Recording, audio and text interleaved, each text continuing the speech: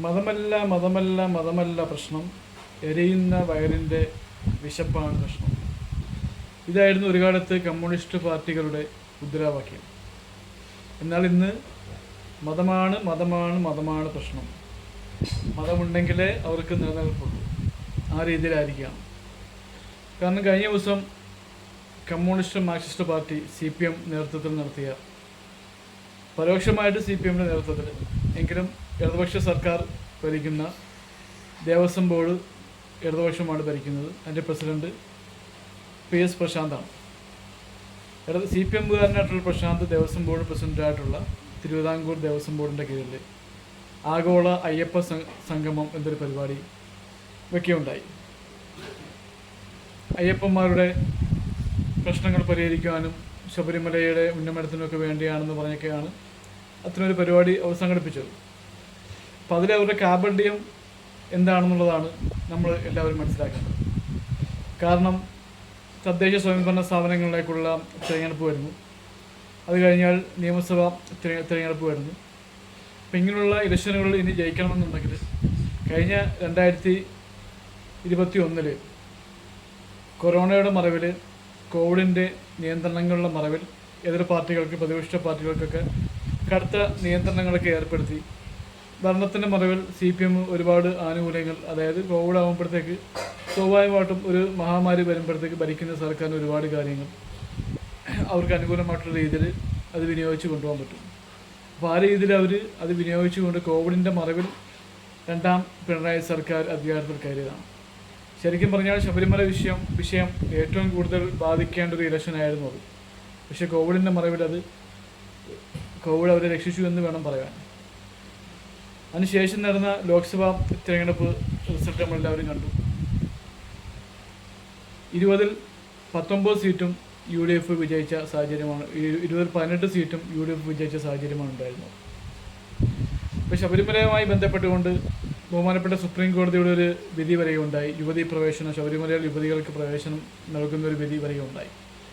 ആ വിധി വരികയും ആ വിധി, ഇങ്ങനൊരു വിധി വരുമെന്നുള്ള പ്രതീക്ഷയോട് കൂടി നിന്നു എന്ന് വേണം കരുതുവാൻ സർക്കാരിൻ്റെ ആ ഒരു പെട്ടെന്നുള്ള ഒരു നടപടി കാണുമ്പോൾ.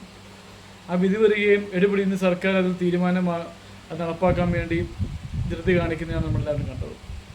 അങ്ങനെ ധൃതി കാണിച്ചു. ഇടതുപക്ഷ അനുകൂലികളായിട്ടുള്ള 2 ലേഡീസിനെ ശബരിമലയിലേക്ക് സർക്കാരിൻ്റെ സംരക്ഷണയോടുകൂടി, പോലീസിൻ്റെ സംരക്ഷണയോടുകൂടി, ലക്ഷക്കണക്കിന് വരുന്ന വിശ്വാസി സമൂഹത്തിൻ്റെ അവരുടെ അനുഷ്ഠാന കർമ്മങ്ങളുടെ ആചാരങ്ങളെ ലംഘിക്കുവാൻ സപ്പോർട്ട് ചെയ്യുന്ന രീതിയിൽ പ്രവർത്തനം കാഴ്ചവെച്ച സർക്കാരാണ് ഇന്ന് കേരളം ഭരിക്കുന്ന പിണറായി വിജയൻ സർക്കാർ. അപ്പോൾ അതിനെതിരെ കോൺഗ്രസും UDFും എല്ലാം ശക്തമായ ശബരിമല സംരക്ഷണ സമിതിയൊക്കെ ഉണ്ടാക്കി സമരം നടത്തിയൊക്കെ ഉണ്ടായി. അപ്പം അന്ന് സർക്കാർ അത് അനുകൂലമായിട്ട് സത്യവാങ്മൂലം വരെ സുപ്രീം കോടതി കൊടുത്തിട്ടുണ്ട്. യുവതി പ്രവേശനത്തിന് തങ്ങൾ അനുകൂലമാണെന്ന രീതിയിൽ സത്യവാങ്മൂലം കൊടുത്തിട്ടുണ്ട്. ഇപ്പോഴും ആ സത്യവാങ്മൂലം നിലനിൽക്കുകയാണ്. സുപ്രീം കോടതിയിലെ വിധി ഇപ്പോഴും നിലനിൽക്കുകയാണ്. ഇപ്പോഴും അവിടെ യുവതികൾക്ക് പ്രവേശിക്കാമെന്നുള്ളത് തന്നെയാണ് ആ നിയമം നിലവിലുള്ളത്.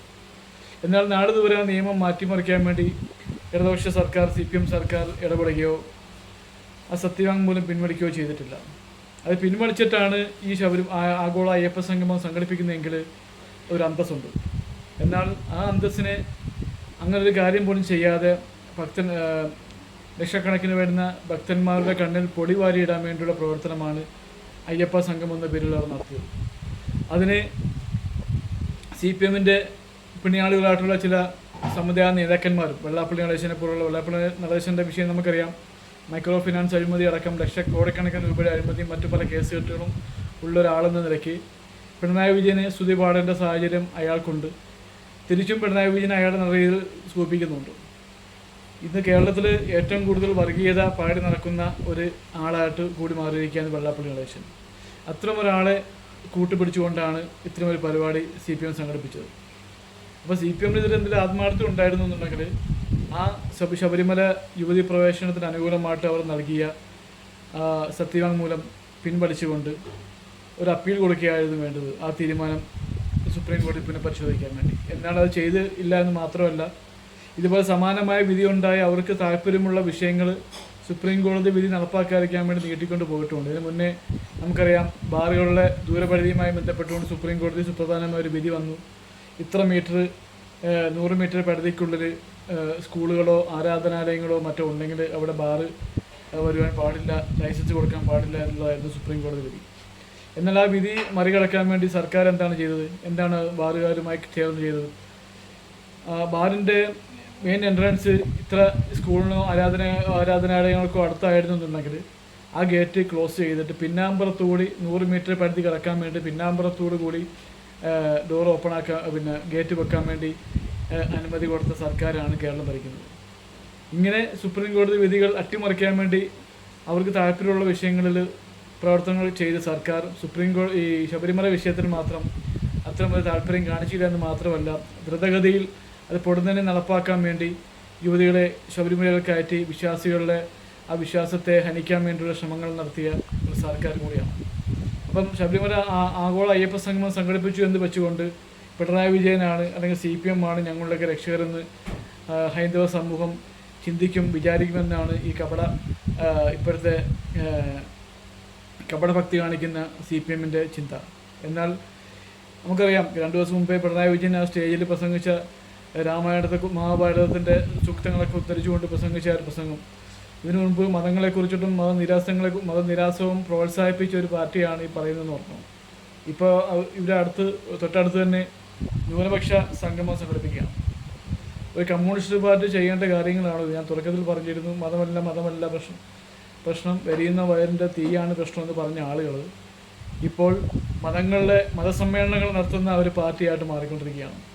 എന്തിനു വേണ്ടിയാണ്? ഇലക്ഷൻ വരുന്നു, വോട്ട് കിട്ടാൻ വേണ്ടി. അവർക്കിനി ഇന്ത്യയിൽ അവശേഷിക്കുന്ന ഒരു സംസ്ഥാനം എന്ന് വെച്ചാൽ കേരളമാണ്. കേരളത്തിൽ എങ്ങനെയും അവർക്ക് അധികാരം നിലനിർത്തുക എന്നുള്ളതാണ് അവരുടെ ലക്ഷ്യം. അതിനുവേണ്ടി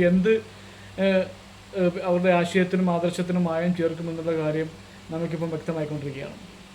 അപ്പോൾ ഈ വിശ്വാസികളെ ഇപ്പം ഈ ഇലക്ഷൻ അടുത്ത സമയത്ത് കാണിക്കുന്ന സ്നേഹം സ്നേഹമാണെന്ന് മനസ്സിലാക്കുവാൻ വിശ്വാസി സമൂഹം തയ്യാറാകണം എന്ന് ആണ് എനിക്ക് ഈ അവസരത്തിൽ പറയാനുള്ളത്. ഇനി മറ്റൊരു വിഷയമായിട്ട് വീണ്ടും കാണാം. നന്ദി, നമസ്കാരം.